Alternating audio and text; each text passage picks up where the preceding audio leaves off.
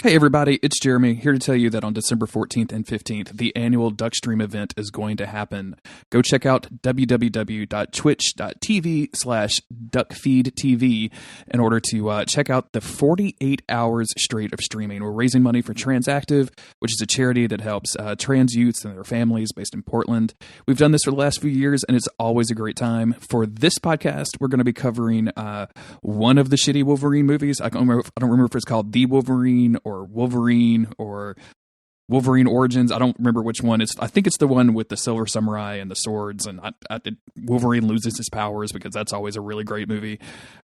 Anyway, it's a really good event. There's going to be tons of podcast stuff. There's going to be tons of video games being played. There's going to be all kinds of cool stuff. So go check that out. Twitch.tv/DuckFeedTV.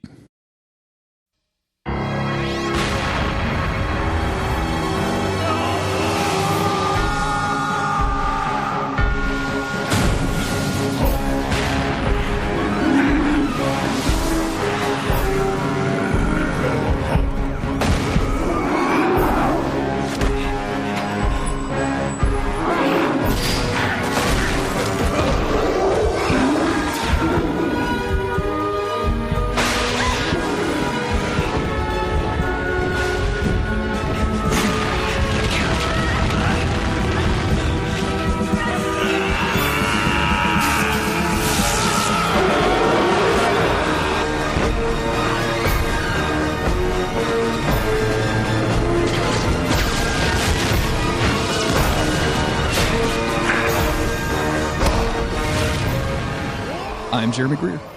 And I'm Gary Butterfield. And this is Days of Future Cast, the podcast where Gary and I get real angry, turn into giant monsters, and record a podcast together and start words like Jeremy hate episode and have a really good time with it. That's our new podcast format. I didn't tell you that, Gary. I'm sorry. I'm so pissed. I'm the Credible Hulk. I'm pretty pissed. Incredible. Just like that's got to be a real basic ass joke. I don't know why that got me so well, but that's good. Yeah, there's no way I invented that. That's a Twitter handle somewhere, I'm sure. Absolutely.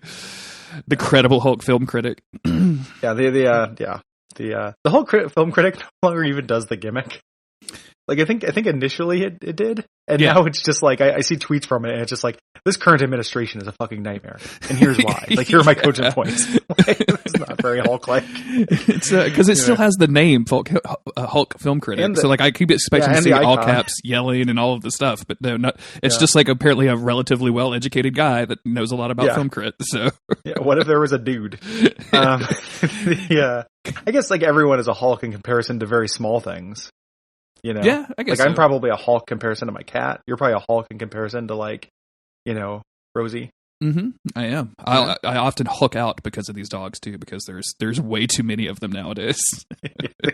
They're multiplying. There's so many. God, yeah. I looked up the other day and there were 7 of them. I was like, how the fuck is this possible?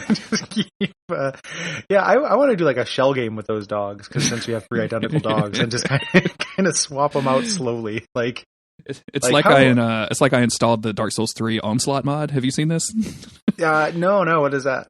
It triples the amount of enemies in the game, including bosses. And then it also removes the fog doors and triples the amount of NPCs that you can summon and auto summons them. So really? It's a clusterfuck, and it is hilarious. Yeah. That's probably pretty fun. I'm glad there's like a balancing thing, because if it just sounded like a challenge thing, like, you know, Miss Me with just fighting, you know, 3 Sullivans, like, that doesn't sound exactly fun. Yeah. But fighting 3 Sullivans with 12 dudes sounds pretty fun. Like, the most interesting Distortion 2 was running it, and I saw he got into the Greatwood fight, and there were just 3 of the Greatwood trees, which is a fucking nightmare and a half. And I was kind of disappointed. Apparently, there's a bug where because I was really looking forward to seeing the Deacons fight, because, you know, all of a sudden you have 50 of those dudes, and you have like too much love in the club. Too much love. Too much love in the club. But there was some sort of bug, so by the time he hit the fog door, the NPCs had gone in and killed the boss for him, so he didn't even see the boss. But, apparently, there's a bug. Lobos has been running the same mod the week that we're recording this, so I'm sure that stuff's on YouTube. But yeah, I had a lot of fun watching that. Like, it just seems so fucking ridiculous and fun. Yeah, I think that I get the idea behind getting rid of the fog doors, but that, you know, so the boss can kind of encroach on you. But it sounds more fun to me. Like, I would just want to see the boss fights, you know, just as they are. Like, I wish those fog doors were in. Pretty much, that was the highlight for me. We were all the boss fights. Like it was like running through Undead Settlement was just a zillion dudes chasing that guy. And I'm like, how is your computer even handling this? Like this seems ridiculous. That's super cool. Yeah, that's a good. I like that.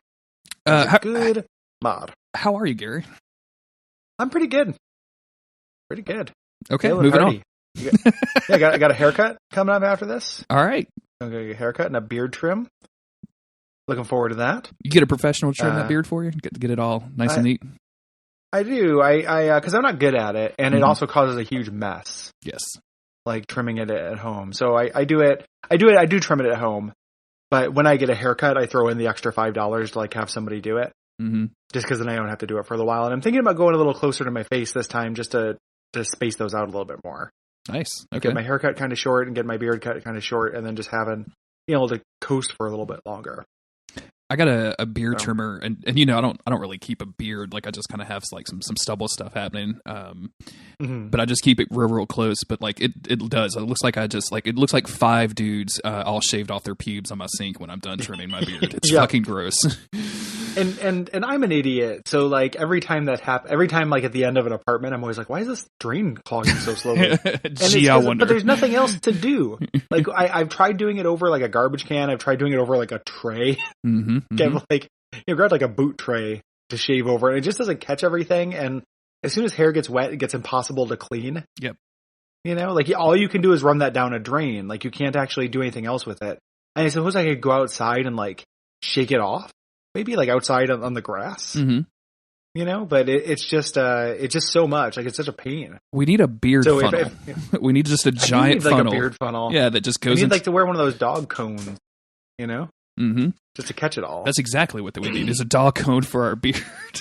I'm picturing like shirtless Gary standing in the bathroom mirror, just with this huge dog cone on his face, like a Silent Hill boss, like a reverse pyramid head, an inverted pyramid head. Cone, and just and I just bring my clippers to bear. It sucks. It just sucks, and like So I'm gonna have somebody do it. And and then I'm gonna go see a lady about a drink, and then I'm gonna go do game night. Nice. And good day ahead of me. You're doing okay? I'm doing well. We're approaching Thanksgiving, so I've got a couple of days off this week, which I'm really excited about. This evening, I don't really have anything planned. Like I'm pretty low key Tuesday night at the Greer's. We're we finished off watching Better Call Saul, so we watched we binged like 2.5 seasons of that like in a couple of weeks. So now we're that feeling after you binge something that's really really good and you're just kind of grasping around for something as quality to get you back into that zone, and we're just not finding it. So no idea what we're gonna watch. Yeah, I've got that show. Other than the most recent season, I've got that on deck, but I haven't started it. I started my Venture Brothers rewatch. Oh really? That's a good one. Yep. It's real good. The first season's not super good, and I remember that being true. Like it doesn't really get its voice for a while. Like it starts off a little bit off, but then it gets real good. So and there's the last season I have not seen, and the season before that I've only seen half of it because they split that one into halves. Oh, you've got some good stuff ahead of you then. And if you're anything like me, you probably don't remember a lot of that. There's like middle season stuff either, because a lot of that stuff all blends together when you're watching it back to back. But I speaking of the Venture Brothers, I went to GameStop recently, and I had some adventures at GameStop. But while I was there, I was trading in an Xbox One, and I asked the dude, I was like, I don't think there's a disc in there, but can you go ahead and just check for me, just in case I left one in there? And sure enough, it was like Venture Brothers DVD disc 2 or something. And the kid was like a clerk or whatever, extremely young guy, like late teens, early 20s, what have you. He like looks at it, he goes, "Man, I haven't heard of this show in a long time." And I'm like, what? Like, how? What are you talking about, dude? Like, it was all like last year, and also like you're 12. What the fuck are you talking about? Leave me alone, man. I've had that disc since you were born. Fuck, one of the classics. When I was my old band in Illinois, we played a show at Northwestern College, and because the bass player / guitar player went to school there. And we played in this big gym, this big auditorium. And the band that we played with, with like young kids, college kids, and the girl was like, "Okay, we're gonna play an oldie," and then she played Four Non-Blondes. What's going on? and it was like one of those moments where I was like, oldie, like this is an old song, and this was like in 2005 or something. It wasn't like now. Yeah. There's another 13 years dust on that song now, but like it was like 2005, and I was like, oh come on. And also, I hate that fucking song so much. And just being like, yeah, this is a cool like old rock and roll classic. We need to dust off every once in a while. Good night. No, thank you. Four Non-Blondes, man. What a weird time to be in American music that was. I just remember like that song being everywhere. I'm thinking about renaming this podcast to Non-Blondes. Oh yeah, it would be fitting, and because we often ask, "What's going on with this cartoon?" Yeah, what's going on with you, Hulk?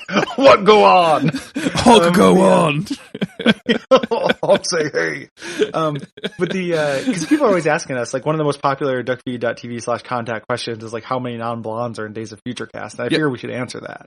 Let's leave them guessing for a little bit. You know what I'm saying? Let's Oh yeah, I guess that's true. Like question mark X non-blondes. It's a math problem.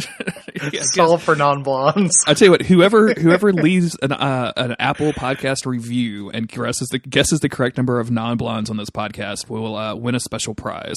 And it'll be like the 30 days of Xbox Gold that I got in this new Xbox that I got. We'll figure something out. Yeah. So yeah, we're continuing our adventure into the Incredible Hulk animated series from 1996. The last episode you heard us cover the first 2 episodes. We'll be covering the next 2 today. This show continues to be ridiculous and kind of dumb, and also I kind of like it in some weird ways. I kind of like it too, man. Like it is going. When I talked about the last episode, like it does have that weird spooky nightmare tone to it. Like it's going for like a weird tone for the show. You know, like between like the surreal credits and like kind of the cuts, it's always night. You know, all the time. You know, it is like a weird kind of spooky show. Yeah, and it's in the way that the episodes are structured so far. It's like, okay, Banner tries to figure out how to get rid of the Hulk, and then electricity prevents him from doing so. That is even. It's not even like tries to figure out. He tries the same method for the 3rd time. Which we're covering today. Like he just needs to go into a room full of computer banks, and then he's set. And then, literally, then somebody comes and fucks it up. It's always the government. It's sad because, like, the Hulk being the Hulk, he leaves a trail of destruction behind him that's so easy for like anybody to follow. Like it's fucking ridiculous. Like it's so easy, and people can just find out where he is and then turn off the electricity, and he's fucked. Yeah, all it takes is PGE just pulling the switch, and it just I hope that this stops happening. It doesn't stop happening this episode, but I hope they get into a new thing. But one of the things I was thinking about with that is that the old 70s TV show, which is based on at least a little bit as far as like following the Hulk around, like the Hulk being on this like pilgrimage or whatever, was extremely formulaic. Like there's something about the Hulk that just lends itself to a very, very steady formula. And this is way leaning into that. Yeah, I can definitely see that. It's been years since I watched that old 70s show. I remember being a kid and like really liking it, but the only thing in my memory is that dude bursting out of his jeans, which probably says more about me than I'm really comfortable talking about on a podcast. Where this non-blonde's legendary hatred of jeans came from. What's going on? Guess. I'm start referring to like I'm like non-blonde as like a neutral noun. Sure. You know? Yeah. Like I would get like make an iOS tactics game that's like ninjas versus non-blondes. Yeah. Absolutely. Like or something that you could just point. You could point at a crowd and it would tell you how many non-blondes are in the crowd. Yeah, like an app. You know, like non-blonder. And then Apple's going to fuck you and just release their own like measure the amount of non-blondes in a crowd app and call it the first time it's ever been done. They'll just add it to like the iPhone Spectrum, the $14,000 new iPhone that has the non-blonde thing, yes, and a new emoji and slightly beveled corners on the apps, and people will fucking buy it. And weirdly, a belt clip, man. Finally, Apple has gone downhill since Steve Jobs died. That's all I'm saying. they're really disrupting the holding economy. The Apple B clip, clip GLP. So we're starting off with episode 3, season 1. This is called Raw Power. Yep. This aired on September 22nd, 1996. Another attempt to get rid of his alter ego results in a new friend of Banner's becoming the electric monster Zax. I like how even the episode description writer is like, another attempt already. Another attempt yet again. Yeah, this feels like it doesn't necessarily follow right after the last two episodes too. Like, I wonder what order these were intended, if there's any shenanigans there. Yeah, I don't really know, because like the last thing we saw at the end of the two-parter episode was Hulk just kind of jumping off into the distance, which he was in New Mexico. That he shows up in Nevada here, so like I could see that being right after this. So he's just been hopping for a while. Hulk be hopping, that's what I say. Yeah. And he could hop. He could hop anywhere. Yeah, it's my new beer that I'm making. It's Hulk be hopping. So we start out with this soldier walking down the street, and then the Hulk just kind of comes out and starts attacking him. But we find out it's actually a robot, so everything's okay, folks. We don't have to worry about it. And this is the training thing. Like, it blew my mind when I first saw this. Like, the training, the way they train these soldiers to deal with Hulks is they made tons of robot Hulks that die in one bullet. That you like a shooting gallery for Hulks. I guarantee you, if you threw these robot Hulks at Hulk, he would be so confused that he would just turn back into Banner immediately, and you could capture him. Because that's the other theme about this is like how easy it is to Bannerize Hulk. But like, just this, like, what is the point of a Hulk training simulation where the Hulks die in one bullet?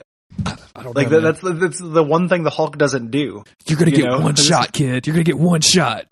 Well, that's literally what happens. Like, he shoots two of the Hulks. The third Hulk grabs him, and then General Ross says, two out of three ain't bad. Doesn't cut it here, because that third strike is the last one you get. And like, the first one's the last one you get. It's the fucking Hulk. Like, what are you doing, Ross? I saw my brothers die in that helicopter, Ross. What the fuck is wrong with you? Like, people are dying all over this country, you fucking idiot.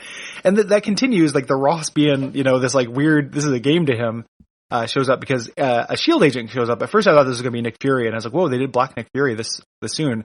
But instead it's Agent Gabriel from S.H.I.E.L.D. And these guys have a history, and this is there's a thing over these two episodes. I don't know how much you picked up on it, but like, the voice direction in this show is like really weird and relaxed.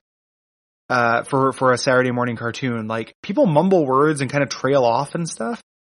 And I kind of dig it. Like, it seems unprofessional and shitty, but like, we're going to be introduced to Doc Samson pretty soon. And Doc Samson does it tons. Like, just kind of like, well, I don't know about that. And then like, it feels really weirdly real. The second episode that we cover is really bad about the Samson stuff. Like, I could barely understand what he was saying at all. Mumbly strong man, big mumbly pretty boy, Doc Samson. But here, even Gabriel is just kind of like, well, I don't know. Like, everything is just like kind of improvised. It feels like the dialogue is very loose for a Marvel cartoon. Yeah, it's not, nothing is very like funny or good. Like, there's some like Rick Jones has some lines in here that are fucking ridiculous and like funny in that way, but none of them are particularly like well written, which kind of makes me think they were like, like they just gave them direction and they didn't give them a script. Like, hey, you're an agent and you guys have like a history together. Like, improv this out, go. Yeah, and that's literally it. Like, just like, well, it doesn't seem like you were able to take care of the Hawks. Well, we'll see how you do when you deal with the Hulk. And it just. They don't sound like that. They sound more like, well, we were able to do it. No, you weren't. We'll see about that. Like, it's very like relaxed and weird. It's like they all smoked a doob before getting into the studio. It's really chill. Like, it's extremely credible Hulk. I'm kind of into it. So the whole thing about S.H.I.E.L.D. said, like, we're going to loan you guys all this weapon and these search and destroy bots, but you have to have me on your team. Mm-hmm. So I don't know if this is like a Make-A-Wish thing or what. Like, I don't understand what S.H.I.E.L.D.'s getting out of this. But that's the idea, is that he's going to join the team. We've already dispensed some search and destroy bots to distract, and Ross is mad about this. So then we cut over into Nevada, where a guy, like this old hippie, is driving his car doing a lot of shtick with his cup of coffee. I feel like most of this guy's scenes are him picking up or putting down this weird cup of like 70s cup of coffee with the huge base. Why do you what are you doing with this cup of coffee? Like, just throw it out the window already, man. Like, there's a Hulk in front of you. Why are you trying to juggle this bad boy? Yeah. At one point he like just dumps it right onto the whole cup onto his lap right before it cuts away from something else. Like, and it's hot. It comes out of a thermos. So like, we know that part. It reminds me of like every once in a while you'll see an actor and they have an object and you can see they're just kind of doing handwork with it, because they weren't told what else to do. Yeah. Very, very funny. So the Hulk picks up his car and then we get our intro credits, our surreal Hulk intro credits. So this dude is in the car that Hulk is lifting over, and he warns them about a robot coming up behind Hulk. Which bonds him and the Hulk for life. Like, this is the moment. This is how to be. This is the quickest way to the Hulk's heart, besides his stomach, is his body pointing out a malicious robot, and just saying friend. Like being like, I'm friend, Hulk goes, I'm friend. However, there's a part later where he's like, yeah, man, we're like amigos, and Hulk gets kind of mad. Like, Hulk no press 2 for English. Hulk say America first. Oh, Hulk, stop, please, don't Hulk. Please. But there's growth though, because in the second episode, literally a guy says Hulk amigo, and it de-Hulks him. So in between episode 3 and 4 of this show, like Hulk fucking got on Duolingo and learned some Spanish. Like, I don't know. El Hulk. This dude, our human driver, like Hulk sets the car down, he drives off, and he goes to work at a nuclear power facility and just gets ragged on the entire time he's there. It's really kind of mean. Treat the guy like shit. Yeah, like just like, and it's like he's late and he's like, yeah, the Hulk was there. He picked up my car, and these two like fat hillbillies who are just like giving this guy shit. At some point, Carl and Lenny the boss comes in and is like, you're late again. And they were like, the two guys face each other and they're like, it's okay. He was held up. And they say it at the same time, like little kids practicing for to do a thing for their parents or something. It's really weird, and good. So this guy gets kicked, and the thing we need to know is that he like works in systems. We don't know what that means, but he wants to be a researcher. Yeah, which we don't know what that means. That's either. The important thing. Yeah, none of this stuff actually makes sense. None of it makes sense now. So now we're going to cut over to Rick and Betty, and Rick is on the phone with Betty. And Rick has basically chosen it to take it upon himself to track the Hulk down and to try to help, his friend, the Hulk, and also his friend Bruce Banner out. Betty asks what he's doing, and he goes, just getting my kicks on Route 66, what else? And with our mean green fighting machine last seen headed into the sunset, I'm California bound. Or some shit like that. I just... Jesus Christ. Yeah. Oh, he's the fucking amazing. Worst, man. I hate Rick Jones in this so much.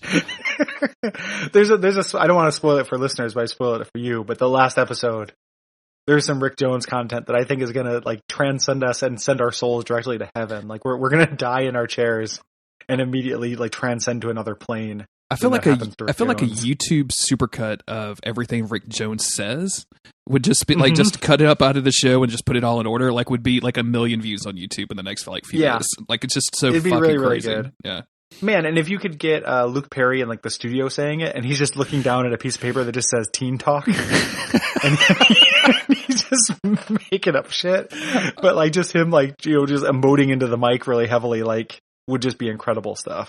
I wonder if Luke Perry has ever been interviewed on about his time on in the Incredible Hulk, because I'd like to find out what he has to say about that. There's that thing the Avita Club does called Random Rolls, where they have somebody and they just talk about their weird roles. I wonder if there's a Luke Perry one. Oh, that'd be a good one to get to find. So now we're introduced to Doc Samson. He is also a gamma radiated dude. He seems to have gotten off pretty well with this because he is a super big hunk with green hair, which Betty is like already kind of into this dude because it's Bruce Banner, but like idealized, right? Like yeah, but good. Like why wouldn't you be into why would you ever date Hulk over Doc Samson if you had a choice? Like Doc Samson doesn't seem particularly interested, but of course she's interested in Doc Samson. I mean, worst case scenario here, you have to deal with green pubes, and I feel like that's not like a big sacrifice. No, it might be kind of cool. I mean, I'm like St. Patrick's Day. You got that shit. You're done. I've done a St. Patrick's Day in Chicago. I know what green pubes are like. I think that would be kind of fine. I like it'd be easy to deal with. Sure. And Doc Samson, I mean, I know I mentioned this before. he's such a weirdo fucking mumbly guy in this. Like, well, I don't know what should we do? Like he's just like, his delivery is so goddamn weird. It is. You can barely understand what he says. Betty has kind of gotten him here under false pretenses. He thinks that he's there to help Betty do some science shit so they can capture the Hulk and cure Banner. What she has really signed him up for is the Hulkbuster program. Yeah, not the Hulk bolster program. That's the opposite. Yeah. That's what Bruce Banner that's a shirt is Rick Jones has. Yeah. I ironed on the letters myself. It's got like a backwards, B on it and stuff. Just like, I bedazzled it, dude. He just runs a Twitter account that says nice things about the Hulk that Bruce Banner can go see. Tubular. Yeah. Gene Tienman. Samson is kind of surprised. He's like, "Oh, I'm not a military guy. Check the hair," which I think is very hilarious. And then we go back over to the Hulk, who is like still in this like nondescript night, smashing up the shield robots. Yep, just destroying robots. This is where Mitch shows up to work. Tells his coworker like, "I want to be successful." And she's just like, "No, you're a bit too old for this." It's just like, you had your opportunity. You really need to move along and let the younger guys do it. I'm like, wow. Extremely rough. So this is this guy's villain origin, right? So like they have to make it pretty rough because we don't have very much time with him, So we have to establish like what he is. I think they actually kind of do an okay job of that. Like obviously I would want, more development if we were supposed to take Zaz seriously, but for a one-off episode, like I think they do a good job of showing that the world treats him like shit, So she leaves. He's looking out the window. He sees the Hulk just jumping. The Hulk finished off the robots and he's bounding. So he's like, okay, I'll show them. He goes out to meet the Hulk. Hulk sees him. He's going to kill him and summarily execute him. Like in both these episodes, the Hulk like grabs people by the rib cage, and it is only by the grace of God that he doesn't just like crush them like a can. All these people, but he recognizes him as a friend, friend. And then he turns back into Banner. Like all it takes is like an act of kindness to turn Hulk into Banner in this show. Exactly, because it happens a couple times during these episodes. And because real quick, can we talk? Quick, when he turns back into Banner, can we talk about how fucking ripped Banner is? Oh man, yeah, Banner is super ripped every time he gets in the comics. He's always kind of he's just like a normal dude, right? Like he doesn't have a pot belly or anything, but like he's just a normal kind of scrawny guy that looks like he just doesn't eat enough or something. But yeah, he's totally ripped in this episode. He's already pretty much the Hulk. Like when they first show him, there's some weird the animation in this show is so much better than Avengers, but it's not perfect. We're not like dealing with or Batman animated series style animation, so like characters do get off model, and one of the biggest ways they get off model is torso size. And when they first show him, his torso, he's like a fucking slab. Like he looks like Doc Samson, and then they turn him a little bit, and he's like his torso is shrank down to like only winning bodybuilding contest regionally. Yeah. Proportions as opposed to being the strongest person. As opposed to being the strongest person in the United States, which is what he looked like when he first turned back. I had the same moment, and we may have talked about this in the episode that we covered Spider-Man on, but like if you there's a moment where like you can see Spider-Man kind of unclothed, and that dude is just so fucking ripped up. I was like, God damn, Peter, what are you doing? You're in high school? Christ, man. Calm down, where do you get time to do all this torque? Yeah. I took a picture of a book at a thrift store that was, I guess Torque is a programming language, but I didn't know that. And the name of the book was Torque for Teens. Nice. And it was like it was all the fonts you expect. Like it was real good. There's a movie called Torque, and the only reason I remember it is because there's the same guy did a movie called Detention. Have you ever seen Detention? I know about Detention, but I haven't seen it. It's not a particularly good movie, but like it hit me in Autumn, and I'm sure it hit you right there, like in the weird nostalgia point, like where it was like literally the year that I graduated high school, or the stuff that they were referencing while other people were graduating high school. So, so anywho, he turns back into Banner, as we mentioned, and he's like, hey, look, there's that nuclear power plant over there, and like Mitch, who is the nerd, the old hippie, he's like, yeah. He's like, well, I should know, I designed it. He's like, no way, like Banner designed that. And he's like, And then Mitch turns out he's a big fan. So count my abs, bitch. Do they spell out Banner? He didn't recognize me by my washboard. Like, so what do you think Banner smells like when he turns back from the Hulk? Oh man, I mean, do you think he's like real sweaty, or do you think he gets like it's like new skin, like he's like freshly showered? I feel like he got. I feel like he's basically a virgin again. Like he just gets all new skin. Like he doesn't have any scars or anything like that. I'm sure the comics are proving me wrong, by the way. But I'm pretty sure he gets like rehymenated every time he turns back into Banner. No scars, no bruises, no nothing. He gets healed back up. New Hyman, who dis? New Hyman, who dis? So he's gonna smuggle him in. So that's their plan. We cut back to Ross. He's debriefing the Hulkbusters, which I love this fucking like crew that he's got. Oh yeah, it's like my usual gang of idiots who have been shooting robots. A shield guy who I'm not going to utilize because he might have a capability, and then superhero Doc Samson. Yes. So shield guy, by the way, not even like lined up correctly, just straight up like just leaning against the wall to the side. Yeah, he doesn't give a shit. He's too cool for school, kind of the whole time. And he's like, where there's a cure, and then the shield guy who kind of presented as kind of a cool dude before this was like, yeah, the only cure is total annihilation. And like him and Ross like don't quite give each other a high five. But they're both real into it.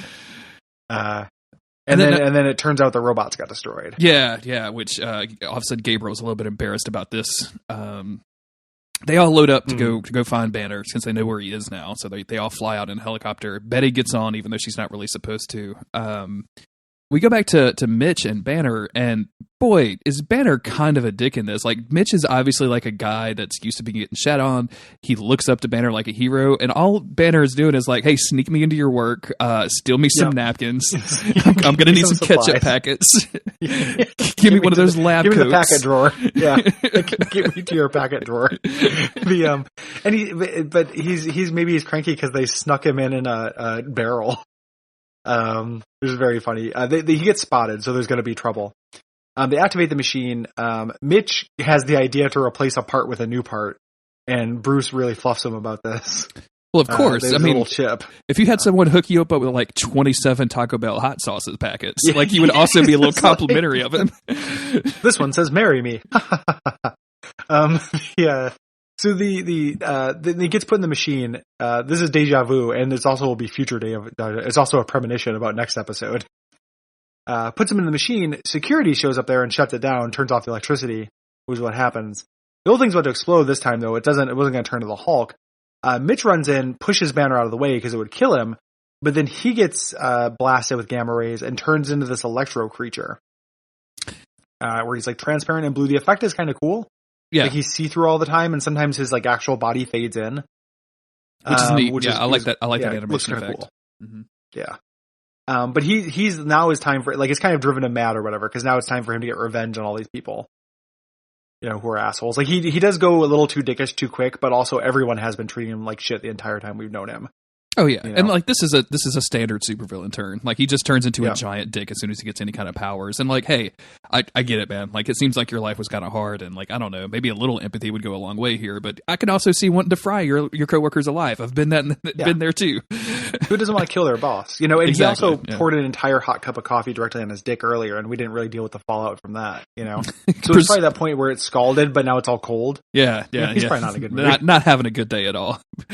And he names himself Zaz, which is very hilarious to me. Zax with 3 Z's. I love how we know it's with 3 Z's, but he never spells it, so we just have to all like the deleted scene where he clarifies how it's spelled. Yeah, where Banner says Zaz, he goes, no, it's Zaz. Zaz. Oh, ZZAX. Closer. Getting hotter. So Banner says, like, get back in, I can reverse it. And Zax is like, I don't want that. Security shows him, starts shooting him, and Zax just starts, like, throwing electricity at them, blowing up equipment, and almost killing Banner. Like, he's not trying to kill Banner at first. He runs out of energy, and he starts going to get it, to absorb it from the reactor, and he says something like, it's time for a juice break. Or something like that. Like, there's a weird fucking line to this, and he pronounces juice, like, with a real, like, long U. Juice break. It's time for a juice snack. Or something like that. It's really weird. Deliveries in this show are fucking off the wall. Like, It's like really, a David Lynch production. It's really It's very bizarre. weird. Yeah, it's like David Lynch production without any sort of like the like creative. It's like insight that Yeah. David Lynch would give something like, here, just be weird, like because David Lynch doesn't do that. But you know what I'm saying? No, yeah, exactly. It's like to no purpose. It's like it was made by somebody who liked David Lynch. Yeah, it was made by me in 1998, having seen Blue Velvet for the first time. Yeah. Oh shit! Yeah. I've got a video Yeah, camera. just I've watched got some friends. I could do this. I can write some dialogue. I can add some extra consonants and vowels to all these deliveries. I know old Elvis tunes. I can make that work. Yeah. So we see that General Ross and all of his Hulkbusters are on the way. Samson, meantime, is putting the finishing touches on the Hulk cage, which is this thing that he is building with Betsy. I always get those two confused. Betty to finally to be something that is actually strong enough to hold the Hulk for long term. Yeah, and he kind of, it's not going to work, and he kind of hints that it's not going to work. He's like, oh, it's strong, but it's jury rigged together. Yeah, like they didn't give them enough time. They didn't have enough time because they knew where the Hulk was. They had to get over there. Yep. Zaz is sucking down the energy, and it's going to cause a nuclear meltdown. So Banner is trying to like get him to calm down, and he won't do it. So he turns into Hulk. And at first he is like, he's kind of confused. Hulk is like Hulk friend and stuff, but then it turns out it's just someone Hulk used to know, no longer his friend, and he can't hit him because he's kind of made of electricity. Yeah, it's hard to hit what you can't actually touch. Yeah, and he can hurt Hulk. Like the electricity is enough to hurt Hulk. Mm-hmm. But eventually Hulk realizes like metal is his weakness and throws fence at him, which knocks him off of the thing where he's sucking the energy, which stops the core shutdown. I love this so much point. because like what's happening is like during this episode, as he's pulling the energy down from this nuclear reactor, it's like, oh, the core is going to overload. We don't know how to stop it. And then he throws the fence at him and it's like, core overload has been interrupted. Normal operations are resuming. I'm like, is that it? That's all you had to do? Really Nobody had a button that threw a fence at a guy? Like that seems like... Yeah. Or backup power. Yeah. Like, that's one of the things I like about the next episode is there actually is backup power. Like, yes, that gets destroyed. But I have things to say about backup power zone. We'll get there. Every episode of this cartoon, each new one is going to be extra layers of backup power. Every one is going to be him going and trying to get electrically turned back into Banner. But every time they're going to be like, protect the 7th backup unit. And then they're going to destroy that until eventually we get to 12 backup units in the season finale. God, I can't fail now. I've got solar panels. Yeah, so much. We just cut to like Captain America, like on an exercise bike, powering the thing, powering the electricity thing until eventually the Red Skull comes and shoots him off of it, so Hulk can turn to Hulk. And it turns out the bike is just that one Morlock that turns into a table. But you can also turn it into a bike. Ride me, Mr. Rogers.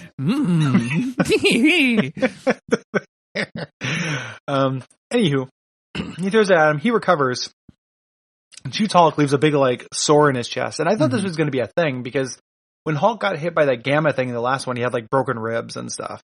Here though, when he turns back into Banner, like nothing happened. So this damage is not persistent. So I don't know. So anywho, the general shows up.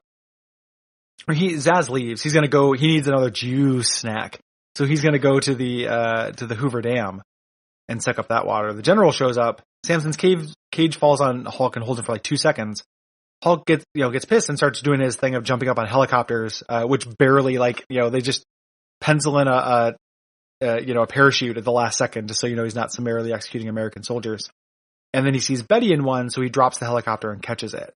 And Betty gets out and says, "Turn back into Banner, or go or stop going on a rampage." And of course he does it. Of course, yeah. And she tells him to stop Zaz. Like if Zaz destroys the dam, a lot of people are going to drown. Yeah, we're going to lose Reno, which everyone's going to be real sad about, I guess. Somebody is going to be real depressed about. Yeah. Probably the people that live in Reno, but also maybe not really. I don't know. I've never met anybody from Reno that really wanted to be from Reno. They might be good with it, yeah. You think there's some people from Reno that just have like a lot of Reno hometown pride? Like are like, fuck yeah, man, I'm from Reno. I think that's true of every place, weirdly enough. Like there probably are some people who, no matter how bad the town is, like my ex-wife is from a town called Rockford, Illinois, which is like gotten better, but it's always kind of like a all of the crime of Chicago and none of the culture. You know, it was kind of a place. And that place had tons of like Rockford Pride. Like there was like a movement of like Rockford Pride. It's real weird. Like that town has actually gotten a little bit better, but like at the time it was very like blew my mind. I used to keep teasing her about it, where like the way that criminals would break into cars, is draw a face on a window, shoot it, and then get into the car because they love shooting people in the face because there was like a weird rash of face shooting. Jesus Christ. So, yeah, it was just like, it was bad stuff. I feel like the only people really pushing town pride are like local merch stores. You know what I'm saying? They just really want to sell like some really specifically colored stuff. Because, you know, down here it's all like purple and gold or bright red for the local colleges or whatever. And like, you couldn't sell purple and gold clothes anywhere else besides like the where this says LSU. So yeah. So yeah, he turns into Hulk, and Zax is about to go destroy this dam. They kind of start throwing things at each other. At one point, Zax says he's going to fry the Hulk like a green tomato, which I really like. Yeah. It's really good. Yep. Into that, and Zax starts losing energy again. Like this happens. So he dives into the dam. Thank God that happens. Yeah, exactly. Because otherwise, you know, we'd all be fucked here. He starts pulling all the energy from it, and he takes this energy and hits the Hulk really hard. The Hulk gets like stuck, like he's like stuck on a fence or something. Kind of dumb, something that shouldn't hold the Hulk, and he's just getting like destroyed here. And he thinks back to Betty. He has a little flashback to her speech, and he breaks free, tackles Zax, which I didn't think he could do, which causes Zax to go into the water, which depowers him, and then the dam stops leaking. And I'm really glad you have that as a note. Because the idea, I think, is supposed to be that Zax was sucking power from the things that stop the dam from leaking, which I don't think is a thing. Holes were making the dam leak because he put holes in it. And here's the thing. Holes don't require electricity to operate. They're holes. He could use his power to like open the gates on the dam that'll actually allow water to go through and generate hydroelectricity, right? Like he could have done that, yeah. But they specifically show you that like the water bursting open as if it was like going, an excess of electricity is causing the dam to weaken somehow. Like makes no fuck. I don't know. It's a Saturday morning cartoon. I'm not asking for like a lot here, but come on, y'all, just a little bit more. A little bit more. I think as far as like science things you can expect kids to understand, a dam is pretty low on there. I think a dam is pretty self-explanatory. I mean, I'll be honest with you, Gary. I had to look at a Wikipedia so I could make that joke. So I'm not saying I know everything about how a dam works, but I understand the basic principle of a dam. Name 5 dams. Gary, I'll put you on the spot. You get Hoover and you get Beaver, and that's it. Yeah, that's it. Those are the 2 I got. But just like I know enough about dams to know that it doesn't require power to stop them from leaking. Like I know it's not a field of electricity. It's not a force field. No, you know, because force fields don't exist. And they could have just done that. Well, they just made it a force field because it's Marvel. Yeah. You know, and that would have made this whole thing make sense. He was draining power from the force field.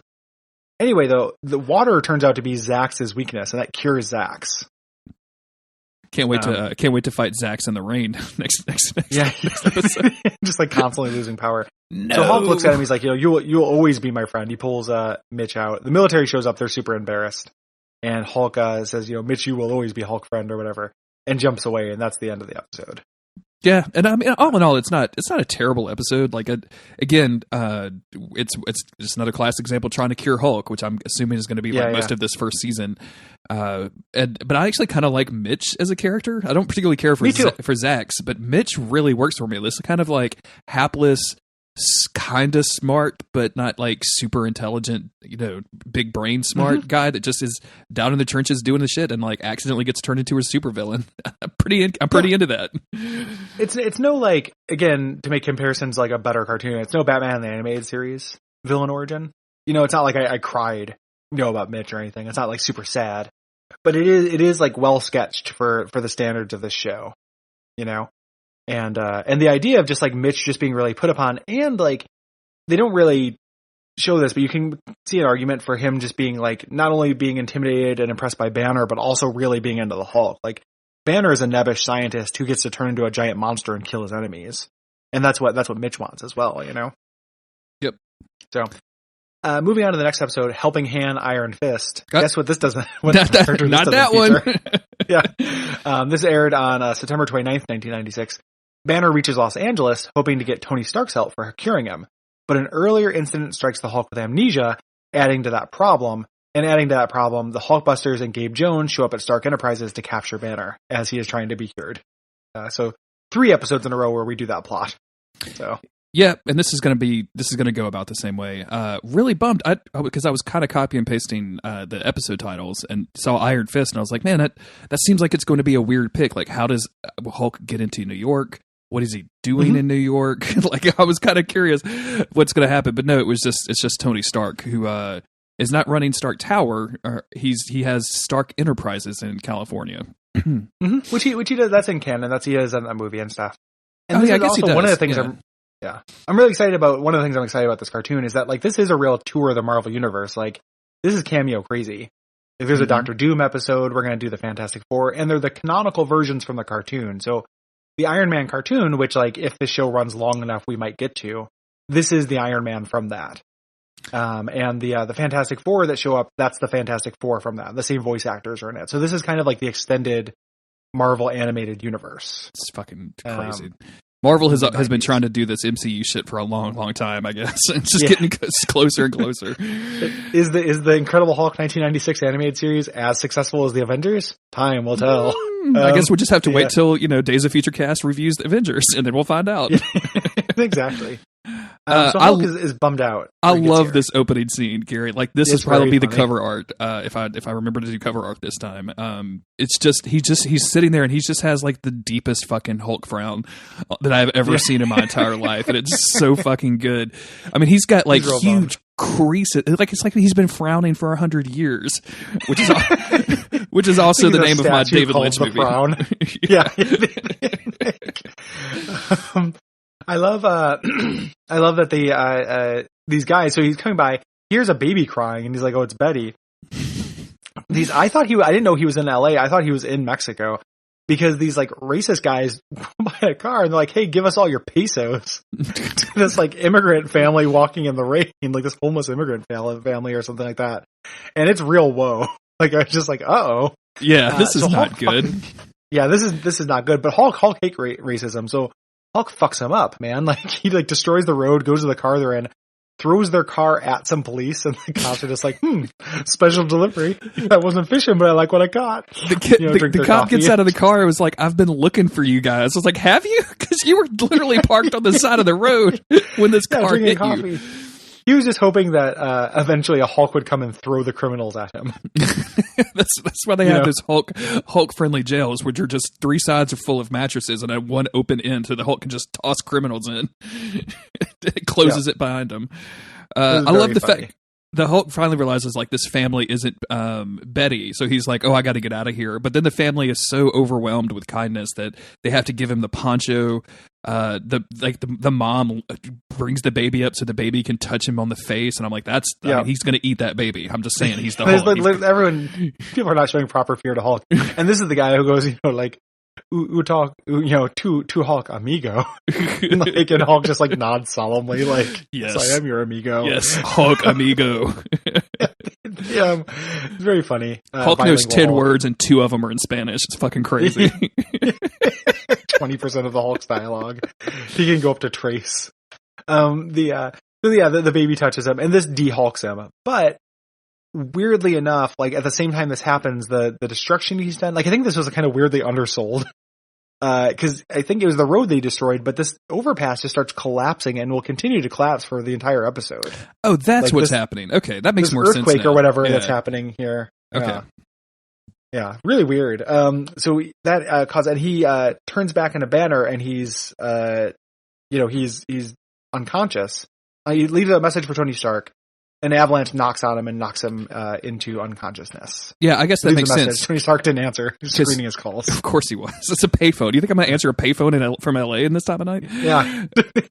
I guess because when he was the Hulk, he actually literally jumped through the road. So I guess that would have like weakened the support like in the overpasses and start causing them to fall apart. That makes way more sense than just me thinking rocks were coming out of nowhere. I had no idea what was happening in this scene. I was fucking confused, man. Mm-hmm. It is really confusing. Like, it doesn't make a whole lot of sense. But I think it's supposed to be him destroying the overpass. Then we cut over to... We have the intro, but then we cut over to everybody's favorite bad boy, Rick Jones, who shows up at Stark Enterprises and is like, "Can I talk to Stark? Or maybe his bodyguard, Iron Maiden, or whatever his name is?" The guy says, "Make an appointment in the morning." He goes, "I'm so much more charming in person." Motorcycles through security, does a wheelie as squealing guitars play because he does this huge ramp. This is so terrible. I hate all of this. This is amazing. And I think you're right. I think he does say, "I'm in the hot zone now," but he puts the emphasis so hard on T. So he's like, "I'm in the hot zone now." And it sounds like hup. Like, "I'm in the hup zone now." And it's just what a weird fucking thing to say as he's just like plucked out of the air by War Machine. Like, do you think Luke Perry is writing his own lines? Yeah, I think so. Like, I think he, again, teen speak. Like, he has a little post-it note that's just like a drawing of a skateboard that says teen speak, and then he just has to make up his own lines. That's it. It's just so ridiculous, my man. It's so fucking crazy. It's really crazy. We cut over to Tony Stark, who is shirtless in his lab with this device hooked up to his heart, getting all juiced up. And he's juicing up his bio cell, or he's like, "Time to juice up the old body cell," or something. He says something weird. Fucking crazy. This is Tony Stark with just the like pencil thin mustache and the mullet. Like, he looks like a Dracula, kind of. He does look like a Dracula. He looks like a shitty Dracula. Yeah, like, it's really weird. He looks like like the Dracula that you would see in What We Do in the Shadows, like the most modern day Dracula, like just not being very cool at all. So Rhodes, War Machine, brings Rick Jones in, and Rick's like, "I'm looking for Banner," and he's like, "Well, I just got a message from him. That's weird." And then Stark has this hologram whose name is it Herman? Throughout the entire episode, is it Homer? Homer, it's Homer. Yeah, which is really weird. Like, yeah, that might be some '90s Iron Man stuff that I don't know. Like, I never read an Iron Man comic until like way past into like 2004 or something. So that could have been, because it's not Jarvis. Of course, it's a fucking. It's an acronym. Heuristically Operative Matrix Emulation Rostrum. Rostrum. That's not great. That is not super good.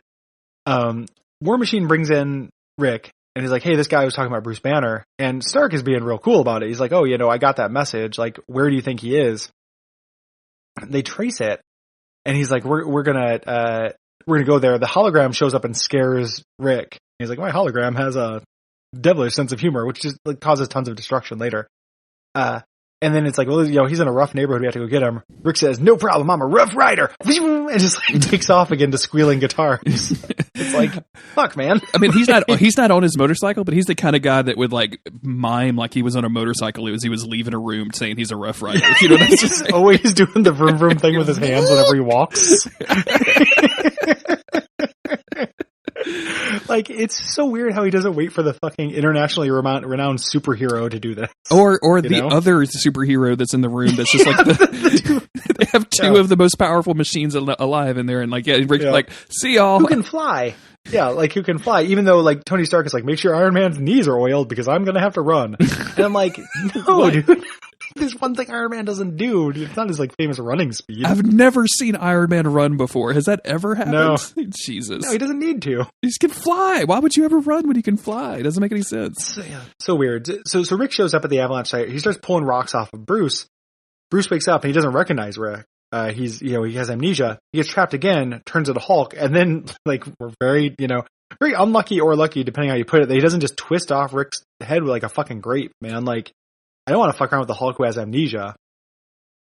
No, he's lucky he just didn't get like, he does get tossed. He's just getting completely swatted out of nowhere, like, and falls off this, assuming like they're high up in the air or something, right? Like if they're on like an overpass expressway or some shit in California. But yeah, he just gets kind of gently tossed towards a pillar, and Iron Man saves him. I want to talk about Iron Man's outfit. I don't know if this is from the Iron Man cartoon, but the way that it's colored, it's like red from the nipples up and then red from the waist down. So it really looks like he just has like a crop top Iron Man outfit. Like a cummerbund? Yeah. Like an iron cummerbund? It's a little weird. Yeah. This is based on some 90s comic Iron Man. I'm for sure. Like, I had an action figure of this version of Iron Man because they made, at one point I owned like 12 Iron Man action figures. Weird flex, but okay.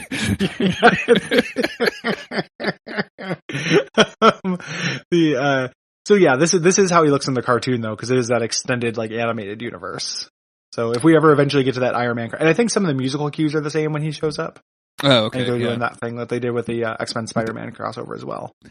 So there's a fight, Iron Man and Hulk fight, but we know for a fact it's not going to go anywhere. They just kind of like Iron Man blasts him a few times. Hulk just keeps throwing him around a little bit to the point where Iron Man's suit's like, I think Homer is like, "Hey, you can't get hit again." I was like, "Well, you probably should have told him that the first time. Like, just tell him you can't get hit, and like that'll be stop getting hit by the Hulk."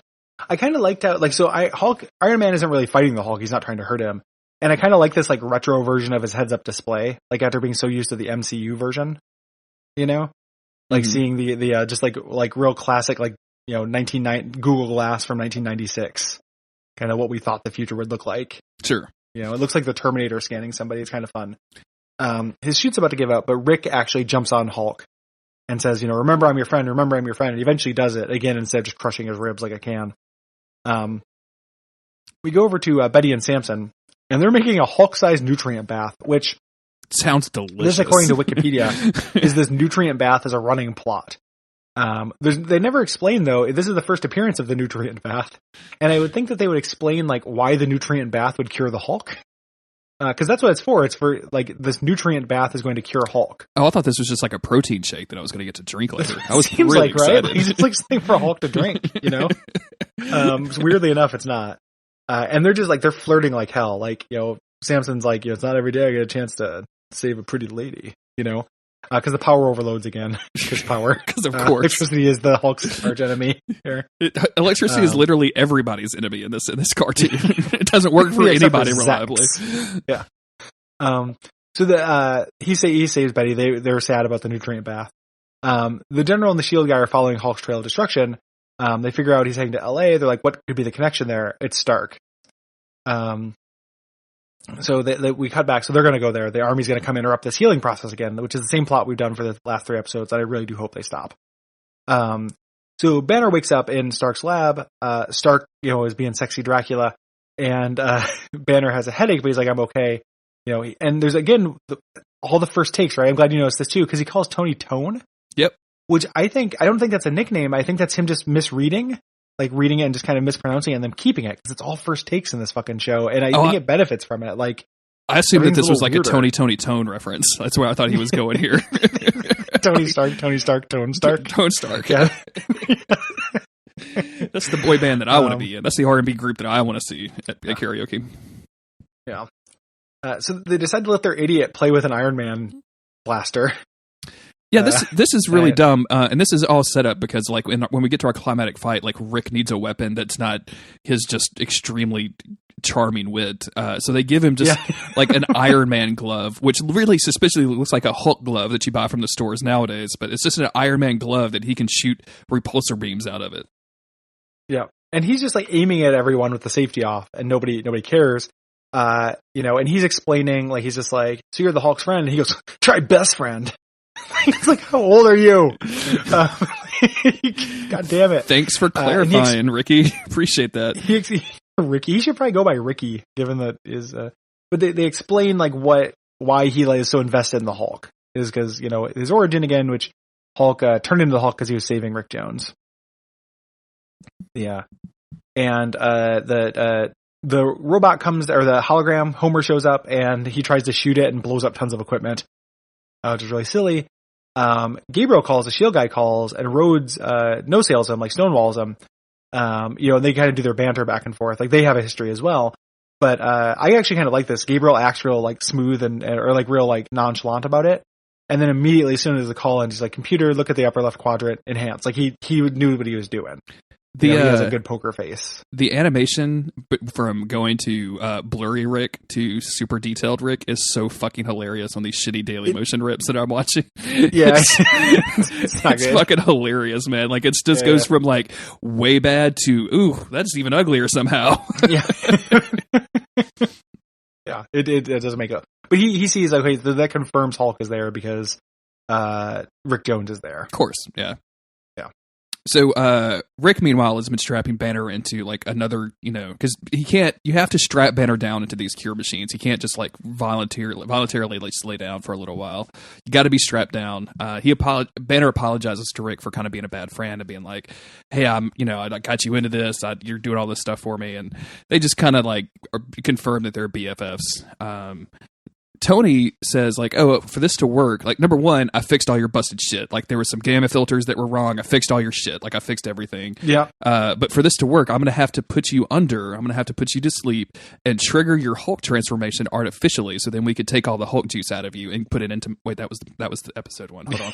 and put it into a jar. Yeah. Put it into a mason jar and put it in the fridge with a date on it. I'm going to put it into Homer, so he could be... So we could actually have a decent... Homer, it's going to be the Homer? Hulk operative matrix. Whatever. Rastrum. Yeah. Emulation rostrum. That'd be awesome. That would actually be pretty Homer. Dope. Here's my robot. He's the Hulk. So Bruce is getting zapped by this. Yes. They're sucking out Hulk juice, and Shield shows up. And they're going to fuck up. Of course, like they're like, what could go wrong? This is what could go wrong. Shield, Gabriel, and the General show up. Rhodes calls and tells them that they have guests show up. The Hulkbusters showed up, and Tony says, "We'll just set our security to 10, and get the General out of here." Which means lots of like laser blasters on the side of the laser blaster. A lot compound. of like missile, like those like 6. Like, we can only fit 9 missiles into this little thing, and we put it in the field for some reason. A lot of that kind of bullshit, and so they, there's a big fight. But during this, they find out that as they're trying to do the gamma purge, that Bruce's DNA is so fucked up that it's actually generating like a defense against the gamma purge. So they're actually staying the same, which is kind of a bummer. And the army, for what is just a brilliant move on their part, the General is just like, "Hey, go turn off their electricity." There's a real fucking easy fix to this. I was gonna say, like, he's getting a little too genre savvy about this whole thing. Like he just knows what they have to do. Yeah, General Ross says, "Go to blow up their electricity." It turns to the viewer and then winks. Yeah. There's one thing we have to do, and it's this. So they're gonna hunt for that. They knock out the first one. Yep. And Tony says to War Machine, he's like, "Hey, go babysit that backup generator." And you're right that he does do this in kind of a shitty way. His first like attack against the first Hulkbuster robot is real showy. He like grabs one, lifts it way up in the air, and then like dunks it essentially, like spikes it into the ground. And then also like gets he gets a bunch of missiles shot at him, and so he starts shooting up the missiles. Like, I think the War Machine is just auditioning for S.H.I.E.L.D. at this point. Like, that's what this feels like. He's like, I don't really like working with like weird mulleted Tony Stark. Yeah, like, Stark. Do you guys have any openings for a War Machine guy? Do you guys like war? Because I like war. S.H.I.E.L.D., who is extremely racist, is like, "No thanks, man, we're good." Yeah. S.H.I.E.L.D.'s like, we got our token black guy. His name's Gabriel. He's right in front of you. So without the power, this whole procedure stops working. But Hulk wakes up, and he is actually the Hulk now, and pretty much everything starts exploding. Before that happens, Rick Jones like looks at him and goes like, "He's about to get large and in charge," or something like that. Like, "Oh, duck and cover, sports fans. He's hulking out." I wish, Gary, I wish you were kidding. Like, I wish those were jokes, listeners. Those were literally what Rick Jones says. It's fucking ridiculous. It's like the Hulk is dangerous, man. Like, he kills a lot of people. Like, I know in the cartoon he doesn't, but like the army wouldn't, if he just did property damage. Well, actually, the army probably would still try to kill him. But this is serious. Depends on who owns the property. Am I right, Gary? That's probably true. Yeah, actually true. So Hulk wakes up. The Hulkbusters kind of break into this lab. Everything is dark, and it looks like Lost Izalith on the Xbox 360 on like a CRT. Like, it's fucking. I know part of that is like the rips or whatever, but like all of the reds are just bleeding out everywhere. I could barely see anything. It's just, this is the ugliest this cartoon has ever been, in my opinion. Yeah, it doesn't look good. Does not look good. The Hulkbuster starts shooting at Hulk, and Rick Jones is like, "Time to party," or whatever, and grabs a gun and starts shooting back. This robot helicopter pilot is playing like a crane game. with the Hulk. Like, he drops like this crane, this Hulk cage that didn't get in the last episode, the Hulk cage got all kinds of like, introduction. This one gets no introduction. Who is this Lowers robot? It through a hole. I don't know. It's a weird insect bot. Like, it looks like a weird like female fly creature, like sexy lady robot fly. It looks like the Wasp from the Avengers cartoon, but in her battle armor. It 100% does. It's very weird. And I thought that was like she was going to be a thing, but it's not. Just a weird, unique design. Yeah, good pull. Yeah, I can't remember what that is. So they try to get the Hulk. They start lifting him up. And Rick Jones, I think, is the one who's like, I gotta save you, and like damages. He jumps onto the thing, pulls a panel, and then falls to his death, but Iron Man saves him, unfortunately. Rick, how fucking stupid are you? Like, you're holding on for dear life to this cage that is holding in a monster being flown around in a helicopter, and you're going to use your Iron Man fist to start ripping up the cage and then immediately fall off. Just the dumbest fucking superhero. We didn't talk about Iron Man got in his Hulkbuster, his actual Hulkbuster. Oh, yeah, he did. Which is kind of cool to see that early. But yeah, I've always been a big fan of that. Pretty weird that like he's in his Hulkbuster armor fighting against the Hulkbusters. Like, you guys need to come up with a different synonym for bust. The Hulksterminators, man. The Hulksterminators is way better. It's extremely good, Jamie. Hey, what can I say? I've got a whiteboard here with a lot of ideas, and I make autumn vote on them. So, yep. So the Hulk breaks out of the cage, grabs Rick, and saves him. Jumps away. Yep. Iron Man and War Machine destroy all the remaining Hulkbusters, and Iron Man, asks like, who should I send the bill to, the Army or Shield? And then Gabriel and General Ross look at each other like, wow, and then they leave. And then that's kind of the end of the episode. It just kind of ends. I love this exchange between Homer and Iron Man, where Homer says, I can't believe I'm saying Homer and referring to a robot and not anyway. Where Homer says, I have calculated the value of the damage, and helping Dr. Banner was not very cost effective. And he's like, of course it was, because the most valuable thing in this world is friendship. And I'm like, maybe your giant high-tech lab is also worth a little bit of money. That's what they're going for a theme with this one, with Hulk recognizing the friendship of Rick Jones and not killing him. Mm-hmm. But yeah, it doesn't really work. It's not good, Gary. I don't like it. Yeah, no. That theme stuff is silly, but I'm not against it. Like, I like this episode. I like the Iron Man stuff. Like, part of it's just fun to see Marvel Universe shit. We talked about that in the Iron Man series, or the Avengers series. Like, I just kind of like that. But two, like, I don't know, man. It's real ridiculous. Like, every time Rick Jones says something, like, yes, it's the fucking worst, but like, it's unpredictable and weird, and the deliveries are weird, and I'm kind of into it. Yeah, it's. I mean, I'm not totally against this. This is far and away better than the Avengers. But boy, like, this is just all over the place, and I just want. I'm actually reading ahead now, and I don't think that we're going to try to. Fix the Hulk, because it's a Ghost Rider episode, so look forward to that. But I'm glad we're going to get away from the Hulk curing episodes, because I mean, that's just, if it was going to be that every time and it's literally like, oh, electricity doesn't work anymore, then I'm just going to get kind of bored with it. But yeah, like the weird delivery and the relatively decent animation, I mean, I'm kind of into this. Like, I'm okay. I'm here. Yeah, the action's not bad. Like, I need a few less like blasters. Mm-hmm. Like just gunfights, but I think that the action's not bad. I'm kind of into it. Again, like, just with the thing with everybody being right in this, like it's a little silly that the army shows up and literally says, "Hey, let's just cut the electricity. This works every time," and like, define work.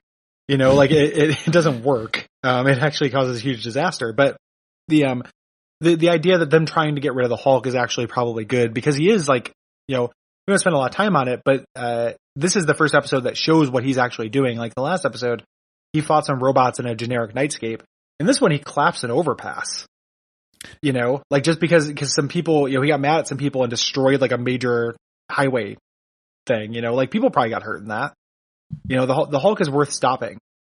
So I think that's still kind of interesting. The fact that, like, there's a little bit of that gray area to the antagonists. Yeah, I like that too.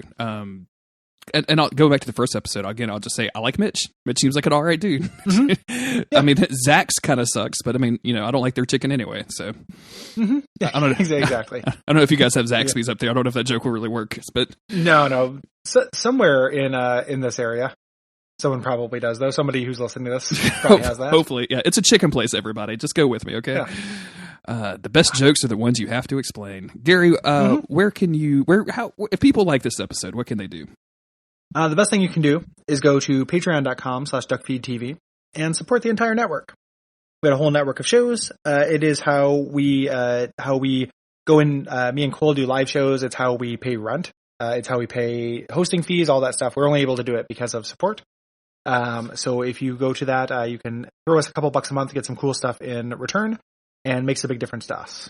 Absolutely. So, I've been a patron for a long time, way before I was a host, and I've got to say it's easily worth it. You guys put out a lot of great content, and especially now that I'm here, you put out really fucking good content. You joke, but that's true.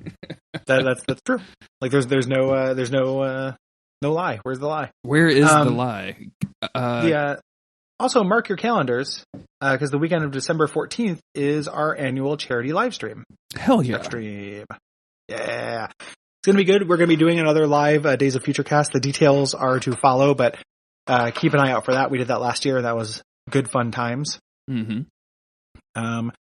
We have a lot of other stuff planned. A lot of kind of live podcasty stuff and video games and non-video game things. And it's getting real tired and cranky as happens. I was just thinking about back on it. Like it's just like really fun and like high energy and goofy. And then there's like that time, like around like 10 a.m. the next day, that is like just a little miserable and funny. Like I'm just like actual bad feelings of darkness happen.